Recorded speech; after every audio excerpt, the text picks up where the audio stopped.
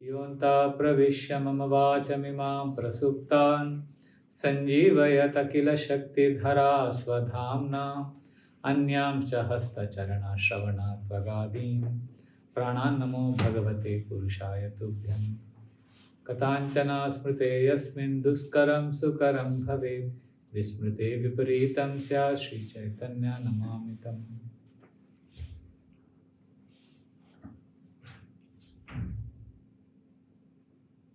Hare Krishna. Hare Krishna. Thank you everyone for coming. Can you increase the volume? I'll have to have little difficulty with my throat. Hare Krishna, Hare Krishna. Yeah, this is good. Thank you. So thank you very much. This is the third time I'm coming to Crawley, and I remember all the three times what I spoke and my interactions with all of you. And today I've been asked to speak on the topic introspection. Introspection. The tips, practical ways to introspect. Right? Introspection. How we can do mananam. Mananam is introspection. Now there are three principles and three practical tools that many of us follow. That helps us introspect, and I may not be able to cover all the six, but I'll briefly mention what these six are, and then maybe we can dive into a couple of them. The three principles for introspection these principles are very important. See, when we do introspection just like that, we just sit and think, what is good for me or what should I do? Introspection without the principles can lead to disaster. Because when we are introspecting, we are associating with whom? Mind. And mind is very slippery and very nasty. So we may think I'm doing introspection, but instead of connecting to our higher self, we may land up engaging with the mind, and the mind mind is amazing. You know, sometimes I've seen somebody say, "Oh, Prabhu, my mind is troubling me so much. My mind is so bad. I'm suffering so much. My mind is so pathetic." But even as you're complaining about your mind, it's not you. It's the mind which has come through the back door. And mind is now lamenting about its own state. Mind is very slippery. So introspection, we have to use our mind definitely. But before that, we need three principles in place. Once those principles are in place, then the three practical techniques will help. The three principles are, first is sattva. Sattva means, what is the meaning of sattva? Sattva means goodness. We need to have a lifestyle which is slow, peaceful, meaningful, relaxed. There is kindness. There is heart-to-heart conversations. You could sit with a friend and just stare into the space and share some silence. There's not always an agenda. If there is no sattva, then introspection won't work. If you're leading a fast-paced life and then you sit down to introspect, you can't. There will be a traffic jam. You won't get clarity by simply switching. Clarity is not some switch on, switch off button. You need an overall lifestyle of sattva guna. That is first principle. Second, very, very important, is sangha, the right kind of association. And after we discuss the 6 points briefly, I want to spend some time on this topic about association. So without association, we can't really introspect, because we introspect, we figure out many things. But if you have a good association, sometimes I've seen in good association, what takes weeks of speculation gets resolved in just a minute of good association. Good friends, sometimes they just reflect back and they just say something, and they may not directly address your issue, but just by being with them, you get an answer for something.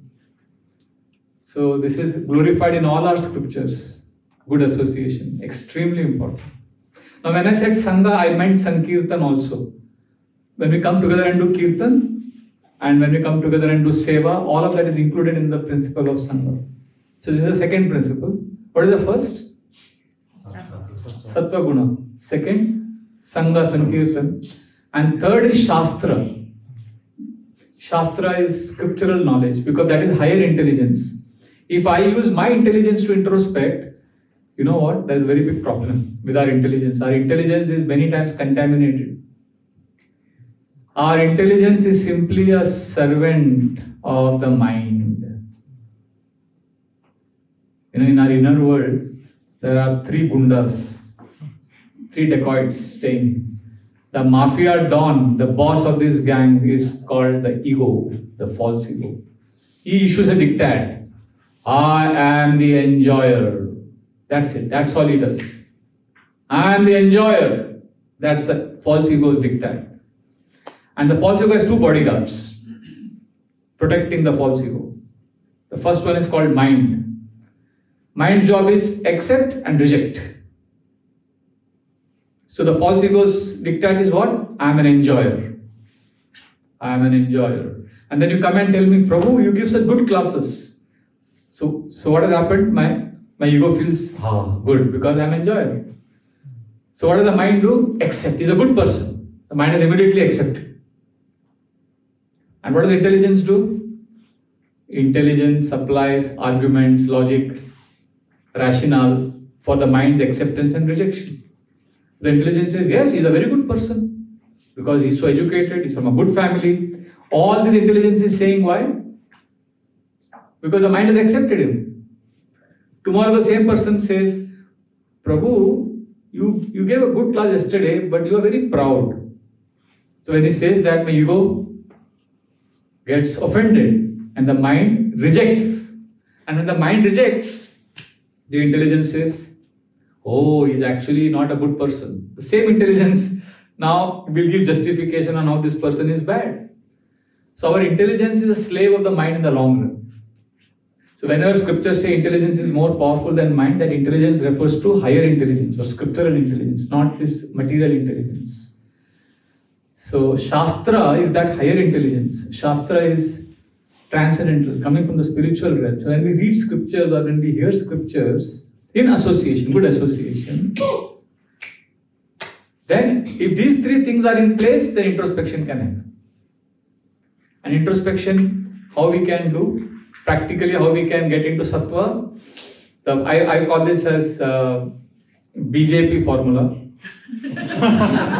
For those of you who are from India, or you think in India, I cannot say BJP. People will think there is some political.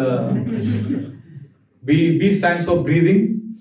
Breathing is extremely important for introspection. J for journaling. I write journals every day. However busy I am, I need to, just like you need to spend time with your family every day. You need to spend time with your spouse, your children, however busy you are. Even if you're traveling, you'll call your children. You need to stay connected to your family, right? So for me, journaling is that family. Journaling is that companion. Journaling helps me introspect, recalibrate, feel loved, forgiven, validation. Everything happens in the journal. So journaling, breathing, journaling, and P is for praying. So BJP and Sattva, Sangha and Shastra. And of all the six, I feel the most important is association. Sangha, the kind of association we have. And I personally strongly feel Crawley. See, I don't want to boast, but I get a lot of invitations. I go to many places. But I've come to UK and I've got such strong impressions and memories of Crawley. I feel this place has immense potential. And I've known some very wonderful devotees here and they have deeply touched my heart. And I feel if you work on creating the right kind of atmosphere and environment for good association, then we'll be able to introspect, we'll be able to come closer to Krishna and experience Krishna in our life. And good association is basically at three levels. You ask yourself, how are you associating with each other? At the lowest level, Sangha means socializing. Hare Krishna Prabhu, Hari Bol, how are you? Let's go. We go for a party, we go for a movie, we go and watch a football match. We are all good. We are good friends. And association generally means socializing. That's very low level of association. Little higher than that is association for hearing and chanting and serving together. This is when actually association starts working magic in our life. Because we are allowing Krishna to enter this Sangha when we hear and chant in association. And there is a much deeper level of association, and that is so powerful that even if you are separated from the devotees and you are 1,000 miles away, still you can associate with them. Like I am so far away from my temple, Chowpatty temple, where I would do deity worship every day. So I miss, and that is what the third type of association is. First is what? First level of association? Socializing. Second, hearing, chanting, and serving together. And third is when we actually depend on the blessings of other devotees. When I depend internally, I depend on your blessings, and in that mode I associate or I connect with you, knowing that I need blessings. That's very deep association. And then we experience Krishna in our life. It's amazing because devotees are very dear to Krishna. So when we internally depend, like if I depend, okay, I've come to Shyam Govind Prabhu's house, Keshwari Mataji is there, and if I'm thinking, okay, if I please them, they'll pray for me, I need their blessing. If I think like that, even if they don't bless me, but my mood is sincere, then I'm going to experience Krishna. Of course, they will bless me, they are very nice people. I'm just saying, give an example. Our mood is very important. Because Krishna, see, who said that? I heard it many times this time in the manner. I think Anant Gopal Prabhu and Brahmachari manner has said this. That when I pray for myself, Krishna listens to my prayer. But when I pray for others, Krishna acts on that prayer. So if we're all praying for each other and we actually seek blessings from other devotees, then we're associating with them very deeply. Srila Prabhupada's Vyas Puja was being celebrated in 1974 in Germany, Hamburg, I think. So during the Vyas Puja, everybody appreciated him. So after the appreciation, Srila Prabhupada said, he had to give a class. So he said, I want to thank all of you. You have been so nice. And I'm feeling very bad that I'm unable to reciprocate with you. You are doing so much for me. I'm unable to reciprocate with you. The only thing I can do for all of you is I can pray for you. And then Srila Prabhupada became very quiet. And he closed his eyes. So devotees knew that he's introspecting, he's gone deep into the meditation. He's actually praying for the devotees. And then Prabhupada said, thank you. And he got up. And as he was leaving, he saw one devotee, Shivananda. He caught his hand. He said, Shivananda, please, I request you, please pray for me. I need your blessings. What did he say just now, few minutes before? What did Srila Prabhupada say few minutes before this? You guys are doing so much for me. And the only thing I can do is I can pray for you. And now Srila Prabhupada is asking him to pray for him. So then Shivananda immediately said, no, Srila Prabhupada, how can I pray for you? You are the one who is praying for us. He was saying humbly that how can my prayers mean anything because I am nobody. In that mood he said, no Prabhupada, I can't pray for you. You are the one who is praying for all of us. And Srila Prabhupada immediately said, no, your prayers have a lot of power because you are a Vaishnava, you are a devotee, please pray for me. So Srila Prabhupada taught by his own example that how we need to depend on blessings of other devotees. When devotees pray, magic happens, magic. And something amazing I discovered. I went through my own, all of us go through our problems in life, so I don't want to bore you with my problems.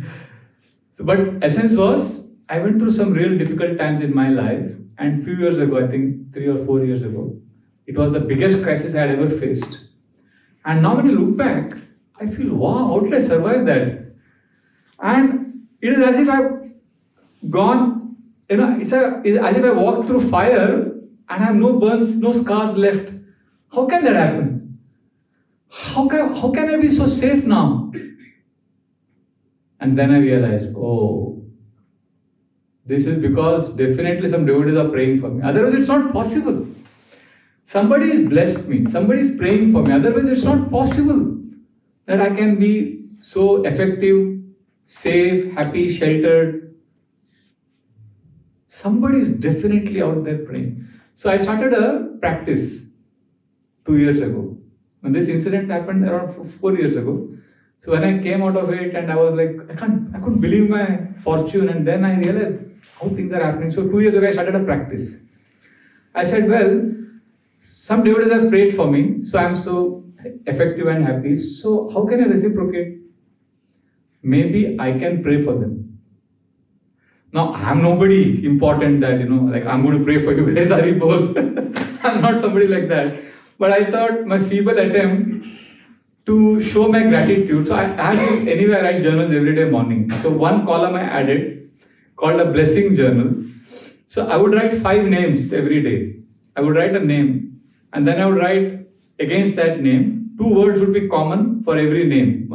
It would begin like this: Krishna, please. And then I would write a small prayer, 1 sentence, 2 sentences. And the next name, then again, Krishna, please. And then I would write a prayer. So I started doing that for 5 devotees every day. And within 3-4 days, I realized the difference. I don't know about others, but in my own consciousness, I saw envy making way for appreciation. I could feel, just like, sometimes when in India, when you dry your clothes in summer, when I dry my dhoti in the hot sun, I can actually see it get dry. I can see the sun take away the water from the dhoti. You can feel it, you can see it. So I remember as I started praying for others, I could see my envy going away. I suddenly started feeling this world is a good place. And there's a lot of abundance mentality made place in my heart. And it's not a big deal. It's nothing, it's not, and I'm sure we can at least pray for 5 people every day. We all know at least, or I'm sure all of us know at least 10, 50 people in our lives. And because I'm a preacher, I always hear some problem somebody is having. Like I know one very close friend of mine in Delhi who went through 12 rounds of chemotherapy and cancer. So every few days I pray for him. And then, there are other divorce. Somebody's lost a job, somebody's going through a divorce. Everybody's going through, and they may not be praying for pure devotional service, but even praying for somebody else. I feel that's the way I am showing my gratitude to devotees and Krishna for having helped me through the most difficult period of my life. And I got this quote of Srila Prabhupada, who himself wanted devotees to pray for him. So won't this world become a beautiful place if we all prayed for each other? We would not be envious at all. And when envy goes away, then this community will appear to be a spiritual world. You will feel, wow, there is Krishna here. You can feel Krishna's presence every time. And naturally, when we pray for others, and when we take association, when we practice association at this 3rd level, where we depend on blessing, if this is the level at which we are practicing association, then what is the best thing that will happen? We will always be looking at serving each other. How can I serve? How can I serve? Generally, we think of ourselves, right? I remember when I joined the ashram, my Guru Maharaj, he was giving a brahmachari class.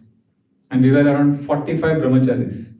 I remember this was one of the first classes I attended, and it had such a profound impact on my consciousness. He looked at the class and he said, how many of you are here? So one devotee said, Maharaj, we are 45 brahmacharis. Maharaj said, each one of you takes care of yourself. How many people are taking care of you? So we were like, what is he saying? Then he repeated his question. If each one only takes care of himself, how many people are taking care of you? So we said, 1. And then Maharaj said, what if instead of taking care of ourselves, we only think of the welfare of all the others in the ashram? If everyone is thinking of others' welfare in the ashram, then Maharaj asked, so logically, how many people are taking care of you now? How many? 44. So even logically, it helps to think and care and serve others. So therefore it's extremely powerful. Srila Prabhupada actually, when he started ISKCON, it was founded on this principle of service and care. If you read initial letters of Srila Prabhupada, he wrote to Satswarup Maharaj, there is a book called I Am Not Displeased with Any Member.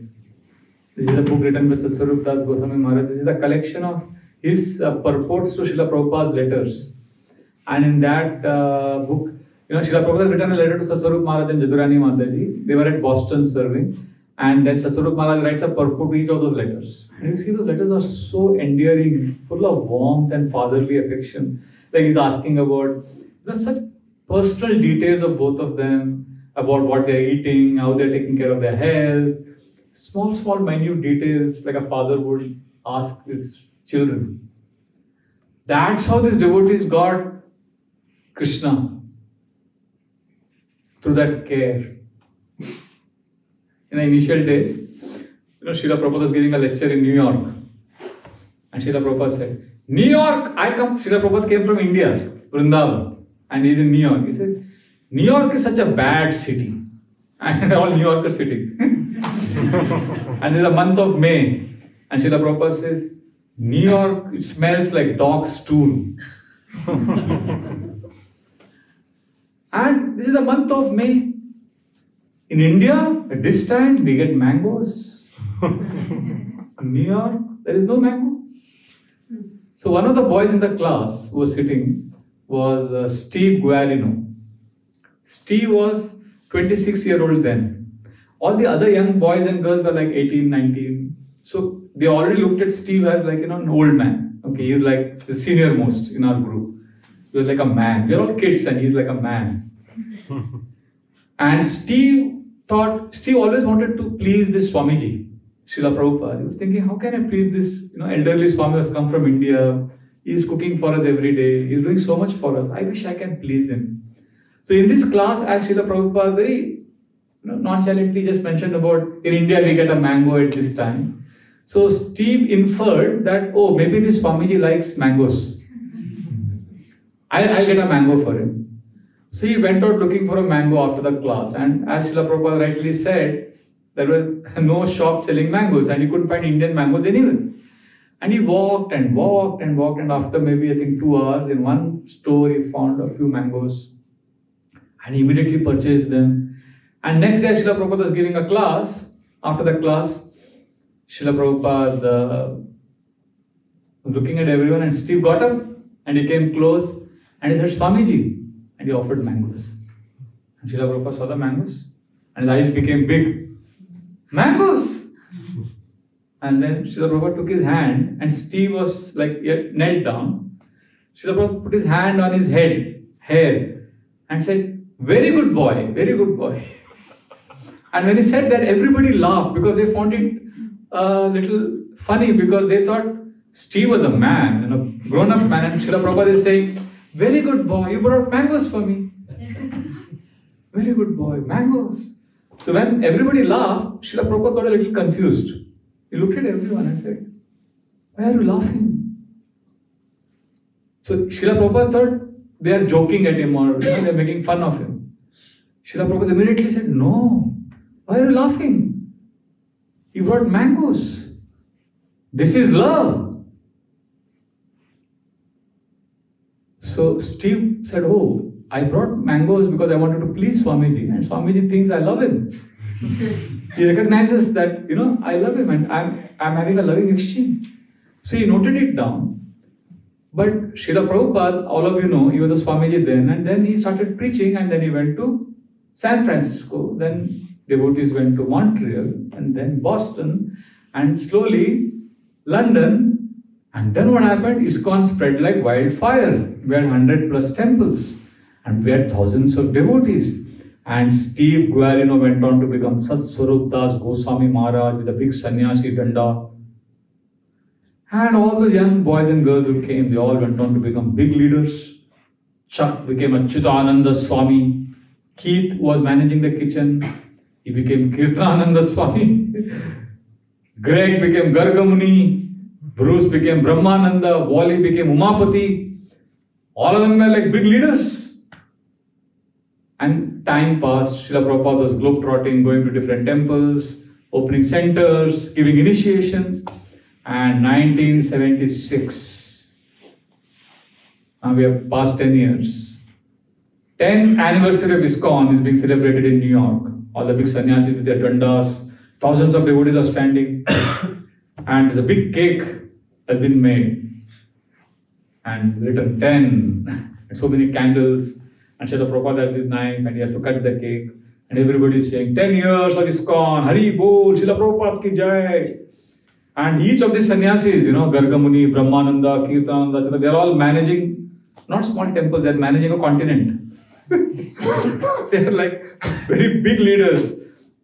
And Srila Prabhupada is saying, and Srila Prabhupada himself is a global acharya. He is featured on Time magazine, he is featured on so many news channels. And Srila Prabhupada is looking at all of them and saying, so today is 10th anniversary celebrations. And I'm remembering with deep gratitude all the devotees. And our Satswarup Maharaj used to get me mango. So when Satswarup Maharaj heard this, he was like shocked. He said, I brought him mangoes in 1966 and he remembered that 10 years later.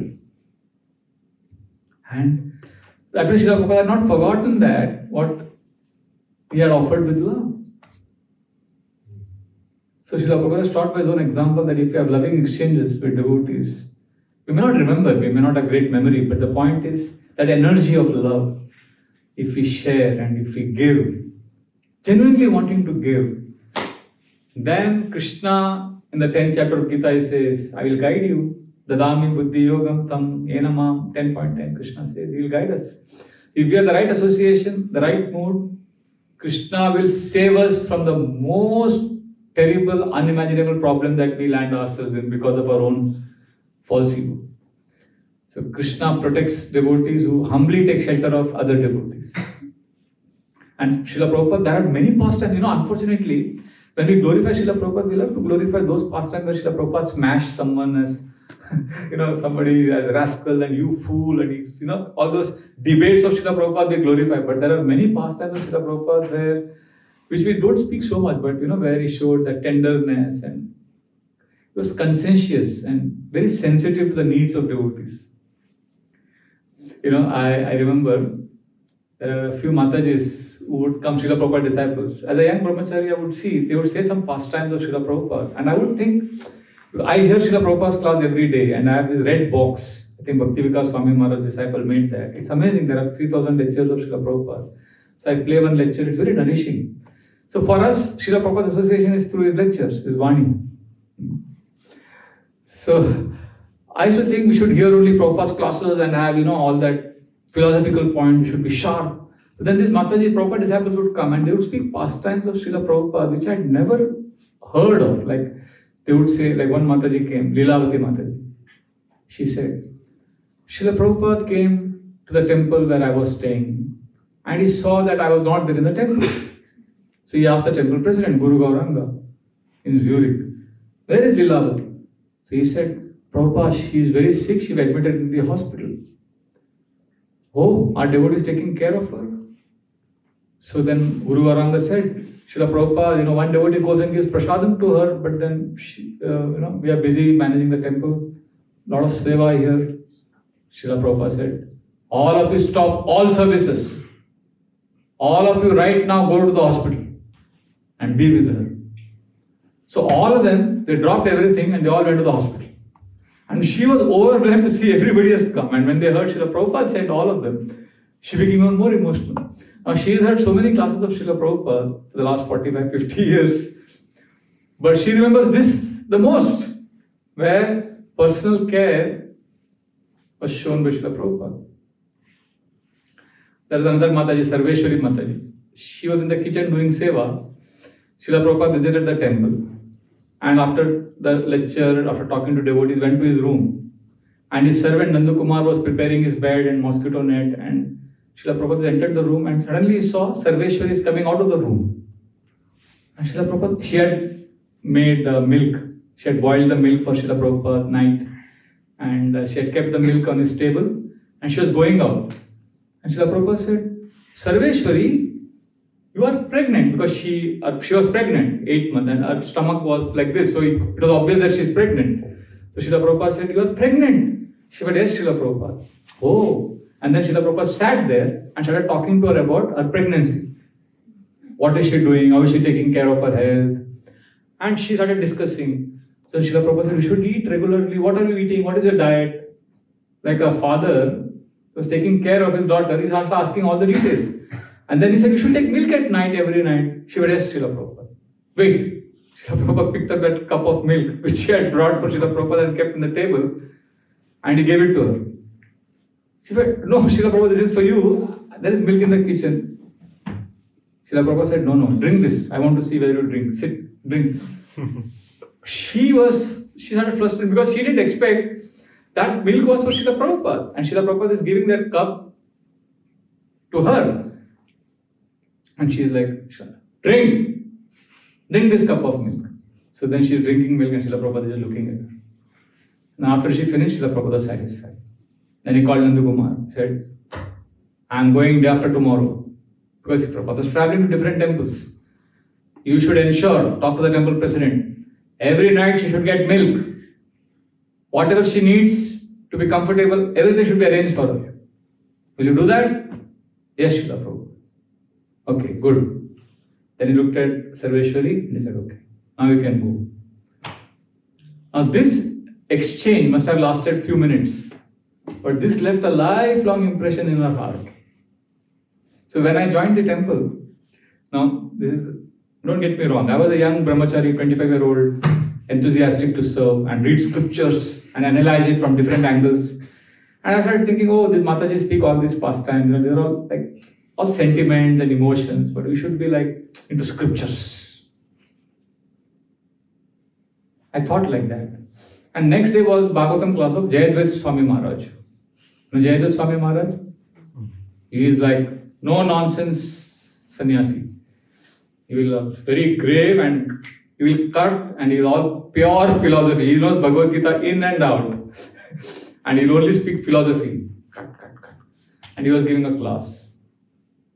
And he said, yeah, ISKCON has many sannyasis, managers, many preachers. I think what ISKCON needs the most now is grandmothers.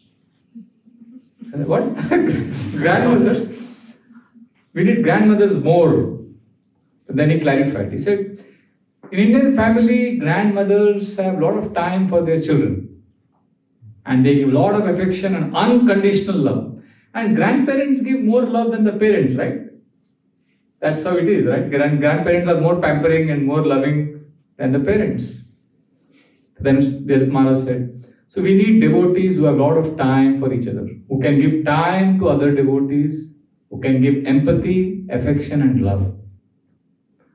And coming from Jayadvaita Swami, who I thought was very strictly philosophical and I thought we have to bury our emotions and affection and just be focused on scriptures.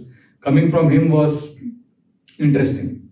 And last year I asked him again, Maharaj, many years ago you said this, do you still subscribe to that? He said, of course, we need grandmothers. He was emphatic.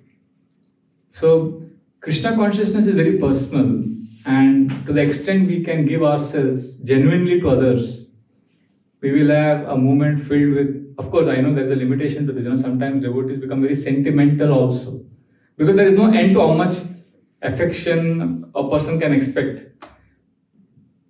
We become very mental about this thing. Therefore, that's why I said Shastra is also important. Because human beings have inherent limitations in pleasing others.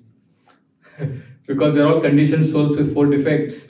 We can't really please each other all the time. So therefore, we need Shastra to sharpen our intelligence and connect to Krishna. At the same time, we can't become Mayavadis, hard-hearted and ignore, because it is this devotee association and blessings of devotees which actually helps us experience Krishna. Do you know, one of the greatest devotees in Krishna consciousness is Dhruva Maharaj. Have you heard the story of Dhruva? The 4-year-old boy, and this is a very important pastime. Dhruva is so ambitious, he wants a kingdom greater than his great-grandfather. And he does intense tapasya. He is in a problem that even his mother can't solve. Can you imagine his mother has to tell him, go to the forest? So I was hearing one class of Srila Prabhupada recently. He says, so there comes a time in life when even your most loved one cannot solve your problem. Like Dhruva's mother could not solve this problem, so he had to go to the forest. So we'll all be put in situations where Krishna has to only Krishna can help us. Nobody else can help you. And then the interesting twist in this story is Dhruva realizes that only Krishna can help him. There are two twists here. First twist in the story is Dhruva is convinced only Krishna can help him. Only Krishna can give me the kingdom I'm looking for. And when Krishna appears before him after his meditation and tapasya, and Krishna asks him, what do you want? And what does Dhruva say? Sthana vilashi tapasi stitoham Tvam praptavan deva munindra guhyam Kacham vichinvan api divya ratnam Swamin kritartosmi varam nayache. My dear Lord, I wanted a kingdom greater than my great grandfather. I did tapasya for that, austerities for that. But what did I get in exchange? Tvam praptavan. I got you. Deva munindra guhyam. Getting you is more difficult than getting, this what I'm getting now, that is you.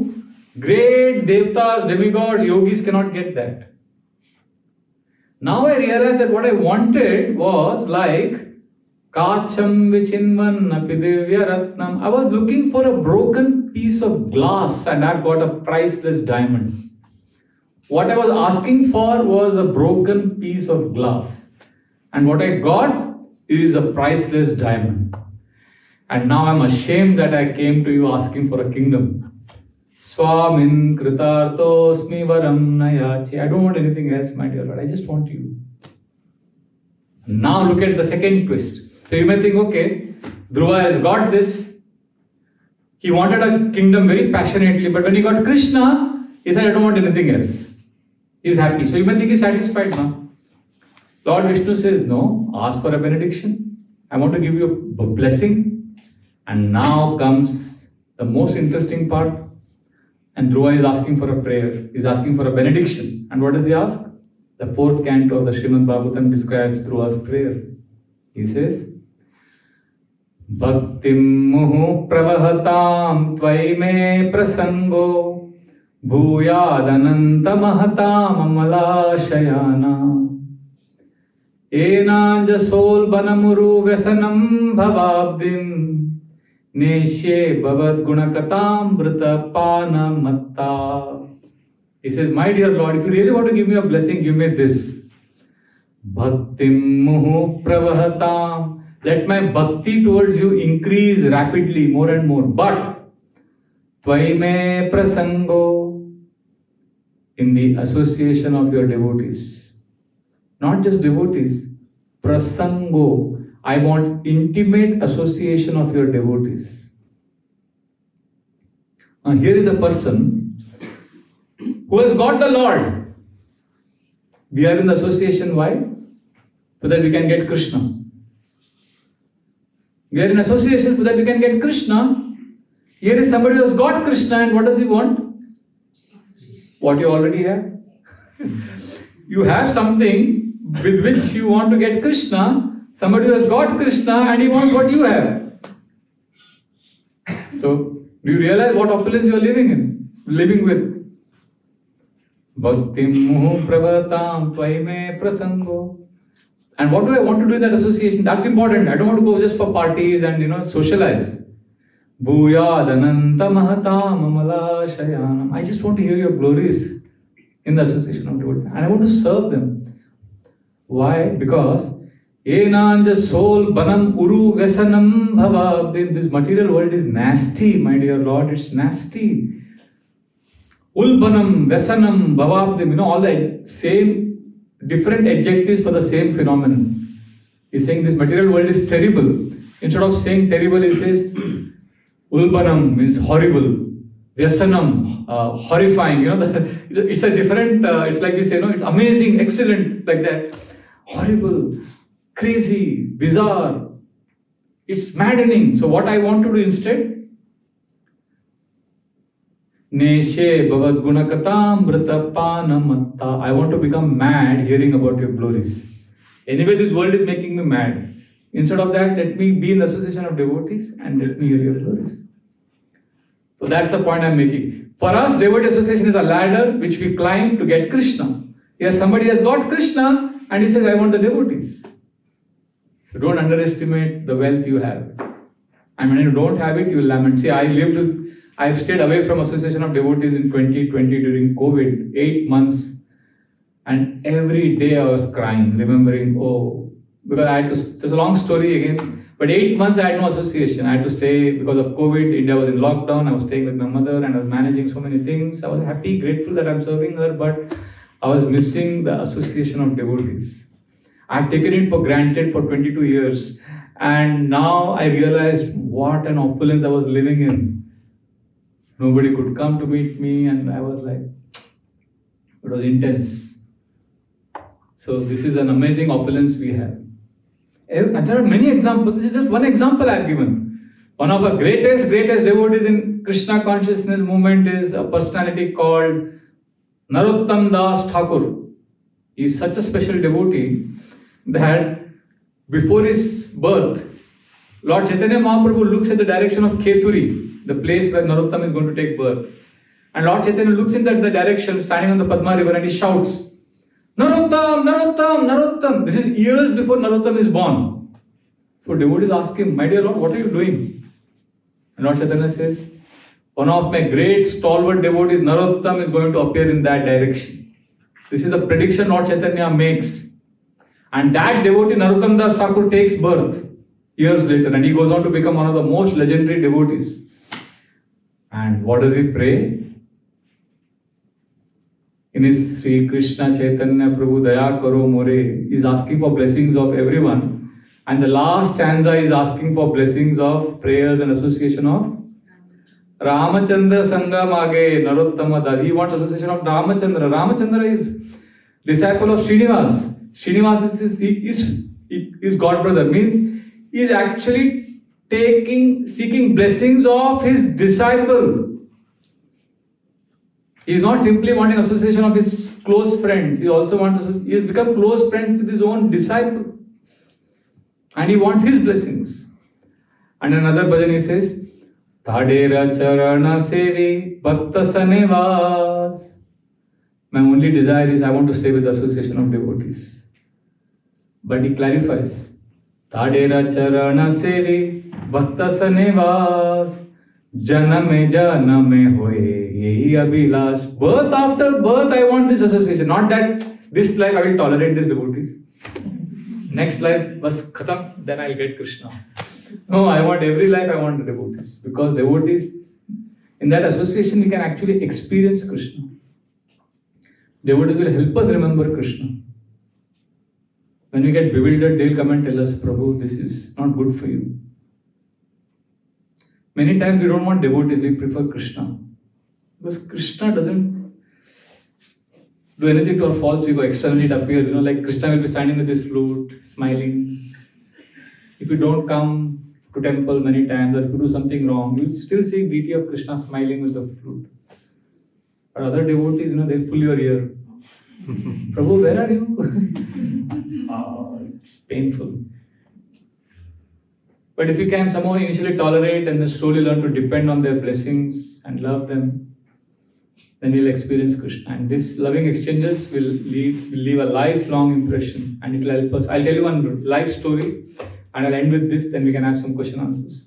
This story, if I tell you, in fact, you may not believe that, this kind of story can happen, but I assure you that I'm speaking the truth. Gita pe haath rakh ke, I'll take a walk. It's a very, very incredible story. But I personally witnessed it, so I can speak it with conviction. The story of a boy whom we were preaching to in Mumbai, his name is Chinmay Kanakia, Gujarati boy. So we were preaching to him. And in India, there's a little context I have to give you. When young boys come to the temple and they show a lot of interest. Yes, Prabhuji, Hare Krishna, thank you. We tell them go slow. Don't tell your parents that you're coming to temple because he gets scared. Because he gets scared that they tell their parents, and in India parents are very possessive about their children. They think Hare Krishnas will take my son away. So I told him, don't tell your parents that you come to temple. Don't tell them that we gave you beads and shh, not now. He said yes, Prabhuji, yes. So I thought he will listen to me, he will understand. But what happened? The day after that, 2 days later, he came to temple, very forlorn. And I said, what happened? He said, Prabhuji, I told my father. I said, I told you not to tell him.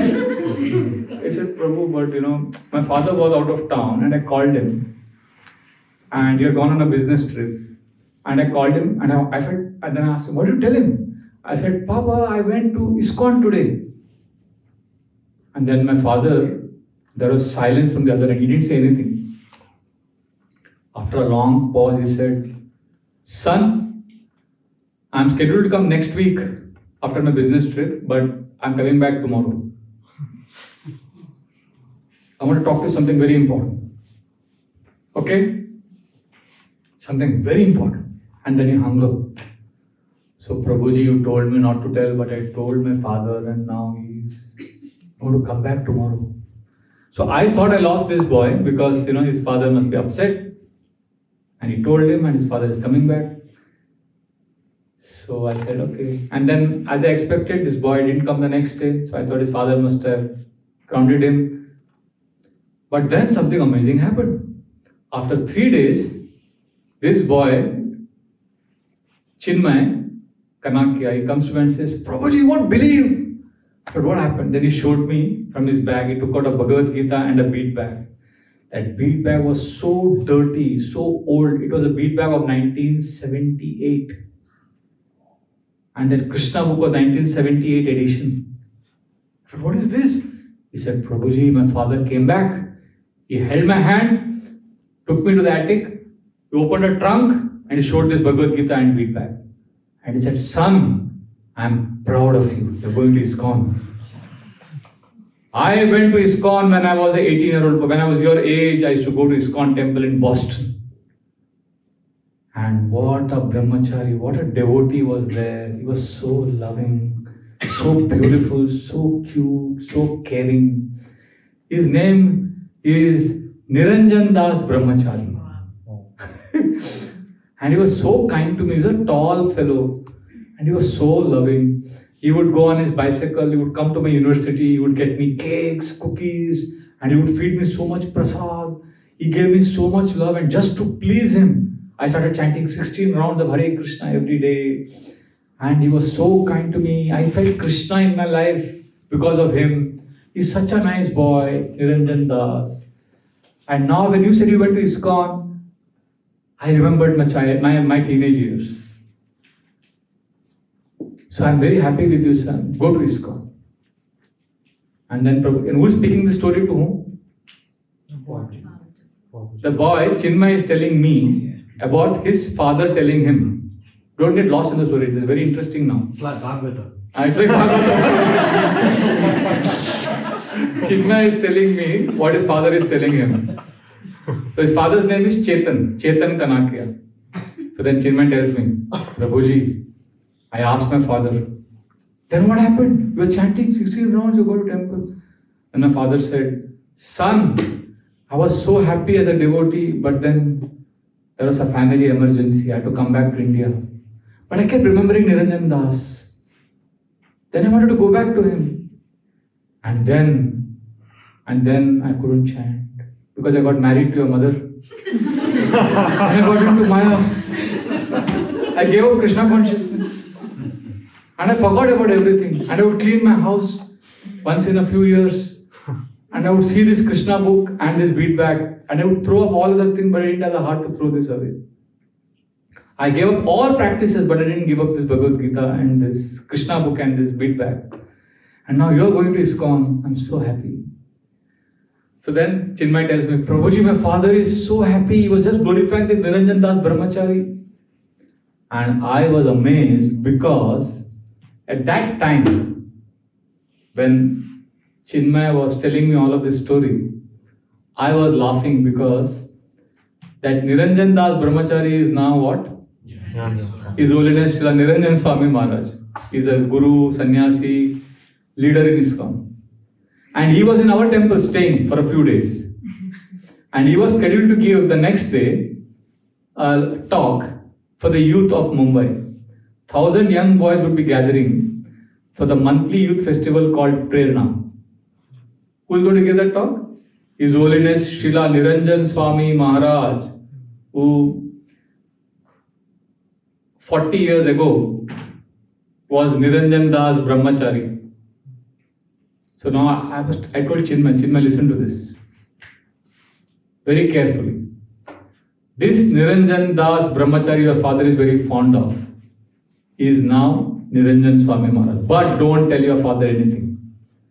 Invite him as a special guest for tomorrow's Prerna festival.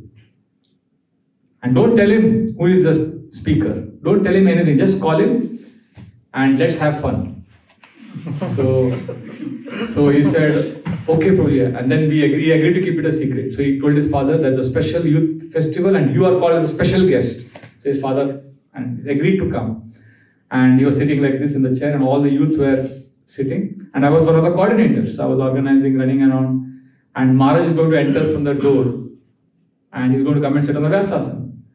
And as Maharaj is going to come, I'm constantly looking at Chetan Kanakia. Constantly looking at him and looking at the door. Maharaj is going to come and let's see what happens. And then Maharaj entered. And I looked at him and Chetan Kanakia is... He saw Niranjan Swami Maharaj. Now he's seeing him after 40 years he's seeing Maharaj. And I can't describe, the whole...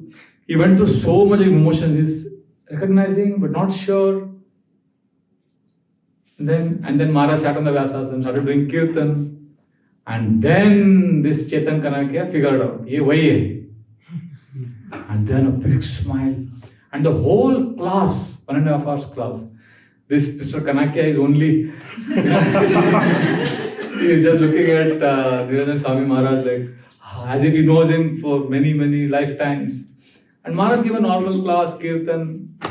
After the rousing Kirtan, then everybody sitting down, announcements. And then Maharaj got up. Now in India, we have a tradition. After the class, the speaker gets up and leaving, everybody surrounds the speaker and they all talk. So then Maharaj is talking to everyone. And now I see Mr. Chetan Kanakia. He starts running towards the Vyasasana. Just like in the old Hindi movies, they show the hero. He's running. And then a lot of young boys, Maharaj is looking at everyone and thanking everyone. Okay, Hare Krishna, Hare Krishna. And there's a circle of 3-4 circles of boys. And there is this elderly, not elderly man, middle-aged man. He's trying to push through the boys and he's saying, Swamiji, Swamiji, Swamiji. He's trying to make his presence felt and he's waving his hand. And Maharaj is looking at all the boys. And suddenly Maharaj realizes there is a middle-aged man in this crowd. Maharaj looks at him and looks at him sharply. And there is like time froze for those few seconds. Maharaj keeps looking at him and Maharaj smiles and he's saying, Swamiji, Swamiji. And then Maharaj says, Boston? He was shocked. And then his eyes became moist and you remember? He started saying. And then Maharaj said, wait. Maharaj kept, searching his probing eyes. Chetan!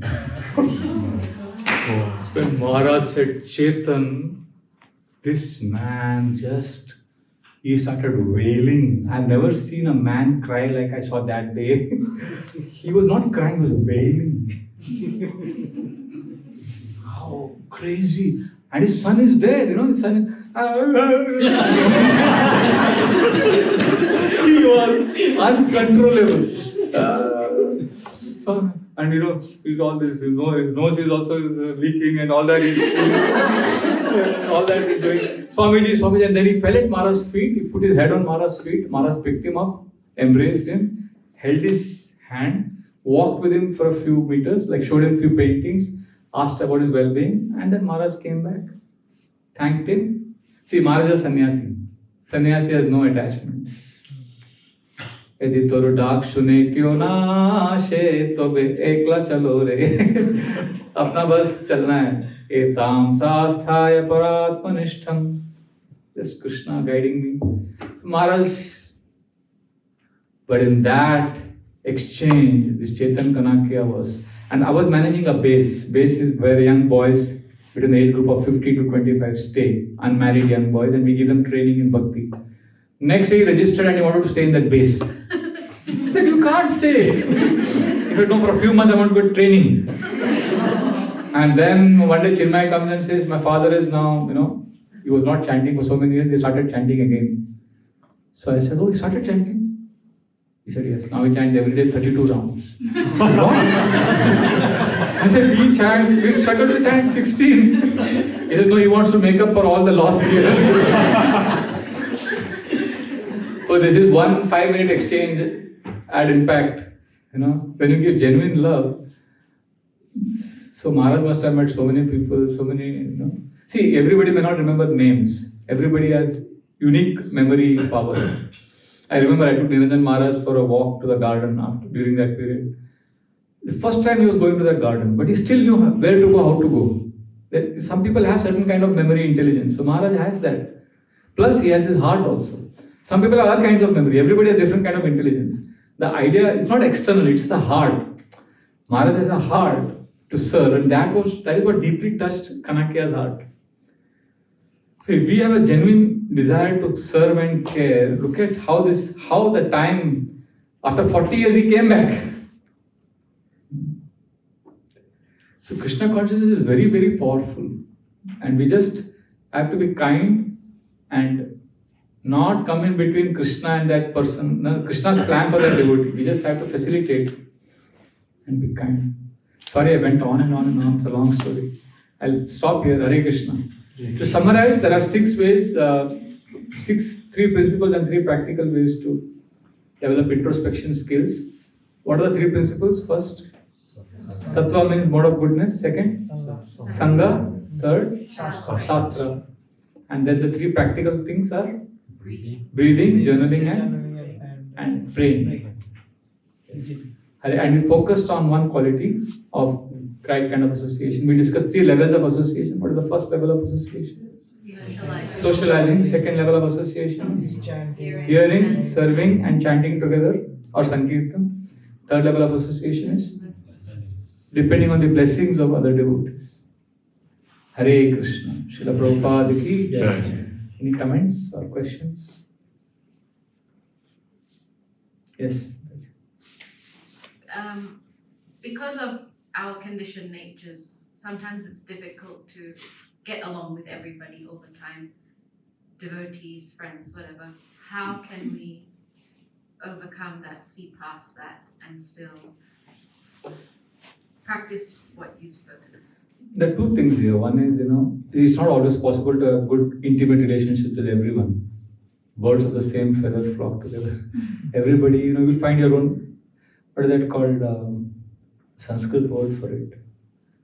There's like-minded association. We always need that. But as long as we're not averse to association, as long as we're not inimical, or as long as we are not, we understand he's a Vaishnava, he or she is a Vaishnava, and we respect and we are respectful. We may not be having intimate, close association and friendship with everyone. It's not possible. And it can become very artificial also.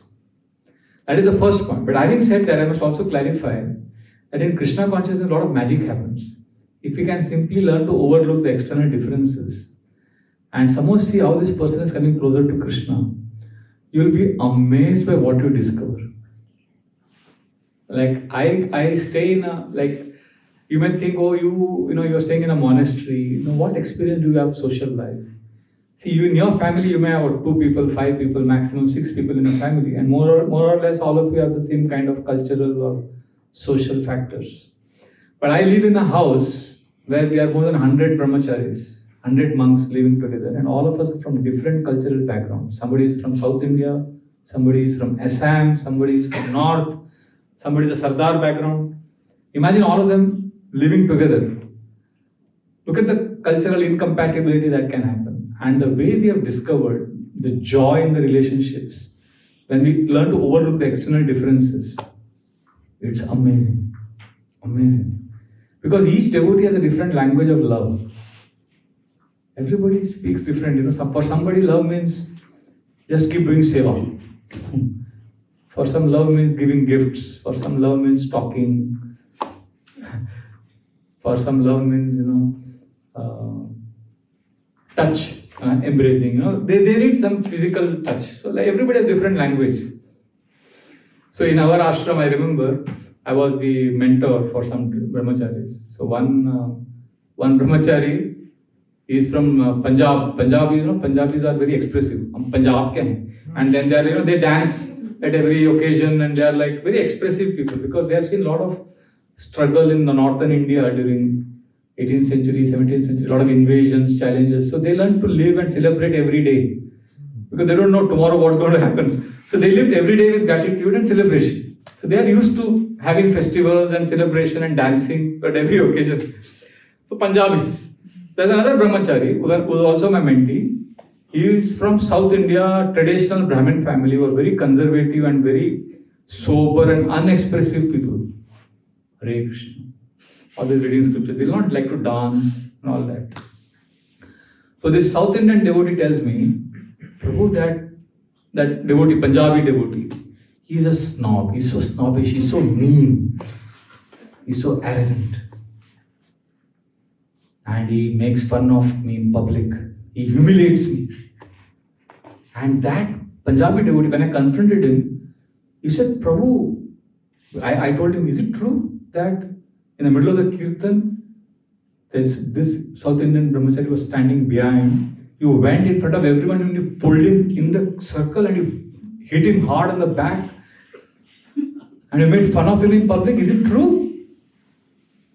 He said, yes, Prabhu, that's true, but I did that because I love him.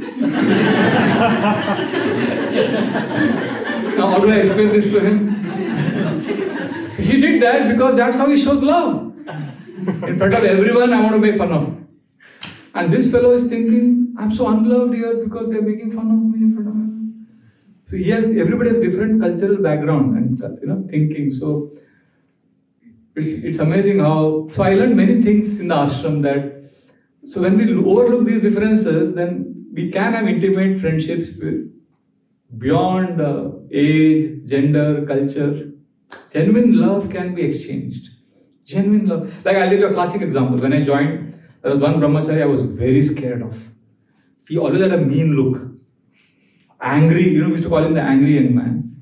Very strong arms because he used to at one time handle 4 big buffaloes in his village. There's so much strength that he could push 4 buffaloes. Very hard working in the fields. And he joined the ashram at the age of 17 or something. And he was 12 years senior to me in the ashram. 12 years senior. When I'm a kid in front of him. I joined the ashram and he's like going around. And he's not sophisticated, educated. And I had a lot of degrees with me. Like I had 2 postgraduate degrees and 2 master's major's degree and all that. So I had this pride of being educated. And here he is working hard in the ashram, and I joined the ashram, and I'm scared of him because he's going around like this, and he's hard working. Whole day he's doing seva. Never smiles. He never smiled at me. The only thing you tell me, educated people. Educated people means all nakra. Nakra means, I don't know what you call it in English.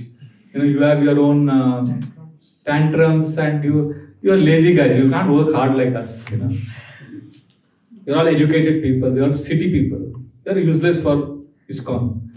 They're just jnanis, You can stay in the temple for some time. And he would never smile at me. And I would say, Hare Krishna Prabhuji. So now I joined the ashram and I knew I had to stay away from him. Hare Krishna. Respectfully. Like you said, we can't have intimate relationship with him, everyone. So I kept a safe distance from him. I felt he is a great Vaishnava, serving here for 12 years, means he must be dear to Krishna. So Hare Krishna. Respectfully, I stayed away from him. But one day, I got spondylitis. And I was like, I was sitting on the top of the locker, and I just did this. Just then, I opened my eyes and he was right in front of me. What happened? I said, nothing.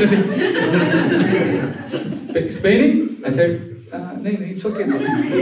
I told you guys can't do seva. I told him. And he walked away. He walked away, and I thought, how mean of him, I mean, he's not. But then what happened? He went. There was a cupboard where we used to keep all medicines. So he picked up one ointment. He came close to me, and with that, still that frown on his face, he sat next to me. He opened the dabba, and he took that ointment and started applying it on my shoulder. I said, no, Prabhu, he's 12 years senior to me. In ISKCON, we have a culture. We don't take service from seniors. We serve our seniors. And somebody 12 years senior to you, you treat him like guru. We can't take seva from him. Younger devotees serve senior devotees. And here he's 12 years senior to me. He started applying that ointment. And I said, no, Prabhu. And he said, chup. And he held me firmly. And for the next 40 minutes, he massaged me. Gently. Giving up all other whatever services he had. Nicely. And then he was not angry. He was just, that's how he is. His face, his expression is like that. Angry young man. But he is serving. And then after that, how are you feeling now? I said, okay, I'm feeling okay. Tomorrow I'll come again. And he walked away. Now, is that love or not love? His language is different.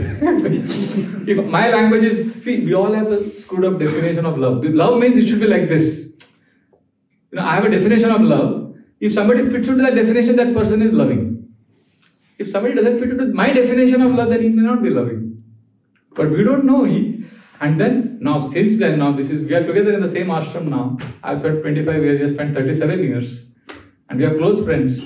But when I say close friends, it's not that we are embracing each other, Hari Bol, Prabhu, no. I remember when I would give a class in the temple, sometimes Grihasthas would come and say, Prabhuji, very good class. Thank you. It was so important. I learned these 2 points or 3 points. And he would come to me and say, very good class. You finished on time. That was the standard of a good class. And I remember when my father passed away in 2011, I was stuck in Badrinath, northern India, and I am from South India. So I had to rush. And it was very intense. I was totally disoriented and I was lost. And we didn't have smartphones during those days. And we had a landline phone. And this fellow, he would call me every morning and every evening. Hare Krishna, how are you? I said, Auntie. How is your mother? She is fine. And you need anything? No, I'm okay. Okay, I'll call you in the evening. And then again evening would call me. Is everything alright? Your brother has come back? What is happening? He's not like, Prabhu, I'm there for you. I love you. I was thinking, he's so good, he's become a brahmachari. So if I got married, his wife would get into depression. He can't say I love you. Very sweet devotee. And the best part, you won't believe it, the best part of the story is, all the kids in our community, all the children in our community, they love him. All the children, all the congregation devotees, they trust him so much that they'll keep their child with him. I mean, it's not allowed, and we have CPO very active, but still they trust him so much because the children love him. And the children don't even know his name. The children call him as, he makes sweets for the deities. And all the sweets he makes, and the Mahaprasad he gives to the children. So the children call him, one child calls him as sweet rice Prabhuji. The other child calls him as Rasgulla Prabhuji. Everybody calls him. And he is blissfully serving. So many children, children just love him. So I'm just saying how we don't know everybody is carrying Krishna in their heart. We may not have intimate relationship, that's okay. But we need to know that everybody is special. Whether we have a close relationship or not, there are many other factors for that. Krishna's intervention and our own life challenges and all of that. Okay? Hare Krishna. I'm telling a lot of stories today. Yes. Hare Krishna. We met at GV last. Yes. How are you? I'm fine. So happy to see you. I'm happy to see you, especially in Crawley. I didn't know you were here. Chandrabuli Maharaj is, where is he now? He's in Slovenia. Slovenia. Or Croatia, one of the I was telling his story while taking Prasadam about Jagannath Puri Yatra. I was telling Shambhavan Prabhu and Nandagopa Prabhu. He's dancing so much in the Kirtan, in the Yatra. He's 77? 76? 76. 76. As he's getting older, he's getting younger. He dances like a madman, you know. Such taste for holy name and Kirtan. Thank you. Yes? You mentioned a little bit about journaling. So, when you're journaling, do you have a structure? And what do you ask yourself when you're journaling? Oh, there are many types of journaling. I did a 4-hour workshop day before yesterday. We have time. So I did a 4-hour workshop on the five methods of journaling, and each method we made them do the exercise and all of that. It's in Greek. So we are going to upload it soon on the website, all the entire lecture. But I'll tell you in the essence, there are many types of journaling. One journaling, okay, I'll tell you briefly what those few types of journaling is. One is what I said today about blessing journal. Remember, write a name, and that's one journaling you can try. Second type of journaling is very, very powerful. It's called free writing.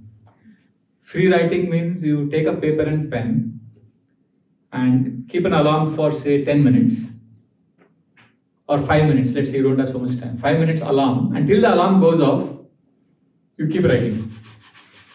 Write what? Any damn thing that you want to write. Anything, just keep writing. And the rule is you can't stop till the alarm goes off. Even if you go blank, I'm going blank. I don't know what to write. And Prabhuji has given some stupid exercise, or whatever, you write anything you want, but don't stop the pen. So there is a very big science behind this. Because as you break the shackles of your mind and you start putting it on paper, then a lot of clutter gets out of your head. That's called free writing. So how many we have discussed? 2. Third is called, this is the most amazing thing, this is called awareness journal or now writing now writing means what is happening now. Just write what your mind is saying in third person. Like you could write like this. Now my mind is saying, oh, the class is going on for a long time. Or now the mind is asking, is there prasadam after the class today? Now the mind is saying, I have to send an email to him. Mind is saying, now check the WhatsApp. The mind is constantly saying something. So you separate yourself from your mind and see the mind as a third person. And whatever the thoughts you are getting, put it as if the mind is speaking to you. So at the end of this exercise, you will be amazed. You will realize, wow, I have got somebody next to me. You will learn to separate yourself from your mind. And if you want to make it even more exciting, you can give a name to your mind. Instead of saying mind, I have given a name. I call my mind as Chanchal. Chanchal is a very sweet sounding feminine name. So, so I can always say I'm a monk, but I also have a companion. My companion's name is Chanchal. And now Chanchal is saying this, Chanchal is doing that, Chanchal is saying get up, do this, whatever. But sometimes Chanchal's voice can be very loud and very, very demanding. She can throw terrible tantrums. Then I stop calling Chanchal as Chanchal. I stop calling my mind as Chanchal. I start calling her as Gollum.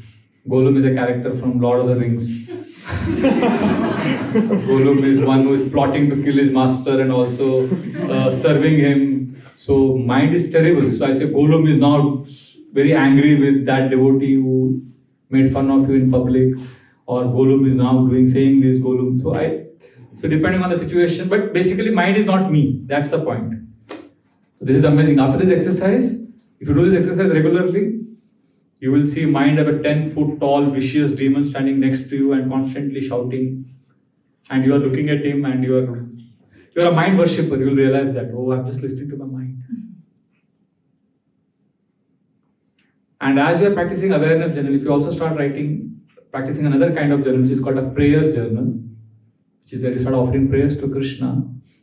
And when you're offering prayers, if the mind is wandering too much, stop the prayer journal and start writing what the mind is saying.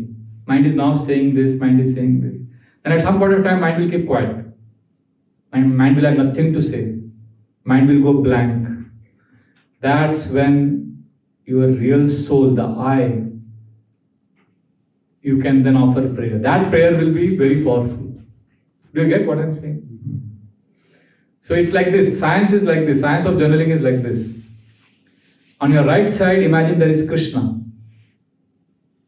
waiting for you to turn to him.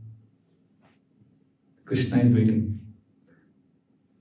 But Krishna's voice is soft, slow, and detached. But you can't hear Krishna's voice because your neck is not turned to your right. The neck is turned to your left. And who is on your left side? Mind. 10 foot tall, and his voice is loud, fast, and attached. Loud because when you're chanting, the mind will say, check your WhatsApp, now. That's why devotees chant, they send text, because the mind is shouting, demanding. Mind is loud, fast, attached. Krishna's voice is soft, slow, attached. And we are constantly looking at the mind. Yes, sir. So what is journaling all about? Turning your neck from your left side to the right side. So that's prayer journal. So the key is, awareness journal, the key is, don't judge your mind. Just write what the mind is. Just like this video camera. Video camera is not judging me. Video camera is simply, if you have to see this room, like a video camera, what would you say? This room has, I think, some 15 tube lights and a clock on the wall, an altar with cornice. This is observation. There's a difference between observation and judgment. If I say Argentina is a better team than England in football, then that's a judgment, not an observation. But if I say Argentina defeated England in their last 5 games, that means that's an observation. So just observe what's happening in the inner world like a video camera observes, and just write it down. And then at the end of this journey exercise, you will be amazed. You will be happy after some months. You will realize, wow, I have a world inside of me. There is a world inside of you. Yeah, just like like that we have Harry Potter. There are 2 worlds. Harry Potter, the world of the Muggles and the world of the wizards. So journaling is like entering platform 9 3/4 and entering that pillar and then going in and you see your thoughts, your mind, your ego, what's happening, all that. So, a blessing journal, free writing, awareness journal, prayer journal, and the last one you can try, which is the most popular, it's called gratitude journal. Now, gratitude journal is not like, Krishna, thank you for everything. Thank you for everything means thank you for nothing. Gratitude journal should have 3 criteria. Only then it becomes gratitude. First of all, gratitude should be specific. Thank you for giving me good parents or whatever. Thank you for giving me good prasad today. That is specific gratitude. You can't say gratitude for everything, Krishna. Then there is no energy in that gratitude. And that specific could be something simple also. It doesn't have to be something exotic. Specific. Second, now sometimes specific gratitude can also become very ritualistic and boring and cliche. When I started gratitude journal, I would thank my parents, my grandparents every day. Then after a few days, it wasn't the same thing, So then I thought, okay, then I discovered an amazing tool called fresh gratitude. Fresh gratitude is, what am I grateful for in the last 24 hours? I'm sure something good has happened in the last 24 hours. So what happened because of this fresh gratitude practice, my ears and eyes were always open, always alert to catch something good because I had to enter it in my journal next day morning. So I'm always like looking out for something good. So what happened subconsciously, I started catching good things. Earlier I was catching bad things. So automatically my cynicism made way for positive thinking.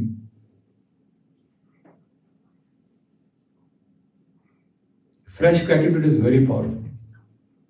I'm sure all of us have experienced something good in the last 24 hours, or if not 24 hours, at least last 1 week, something good has happened. You can write something good has happened in the last 1 week.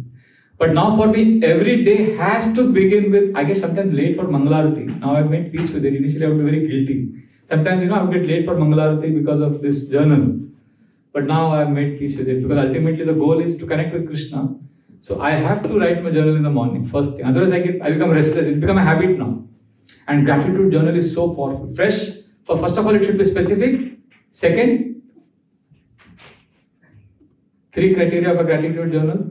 First is specific. Second, fresh. And the third, very, very important is when you write, the first item, let's say you write, thank you Krishna for first, the evening class today at ISKCON temple. Yesterday we attended a class in the ISKCON Crawley temple. That is fresh and specific.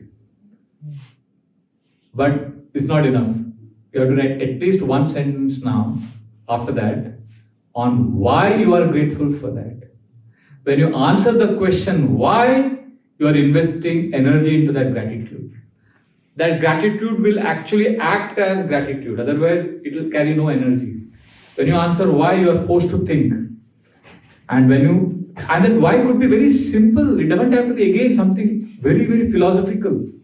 You don't have to give a very profound philosophical answer.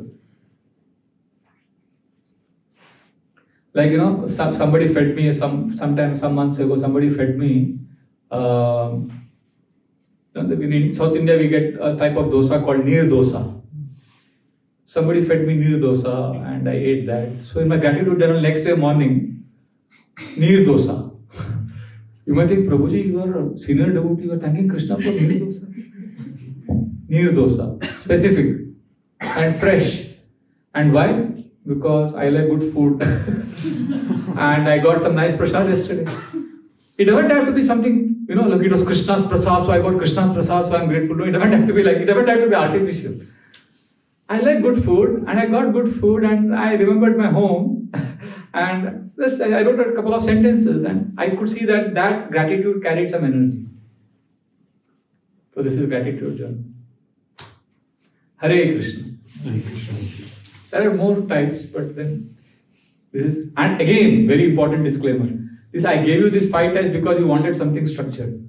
Ideally, journal should be free flow. Just follow your heart. But then the mind goes here and there. So I thought if you give some structure, it helps you to at least connect to the process of writing and get some idea on how to write. But eventually you need to you will discover your own types of journaling.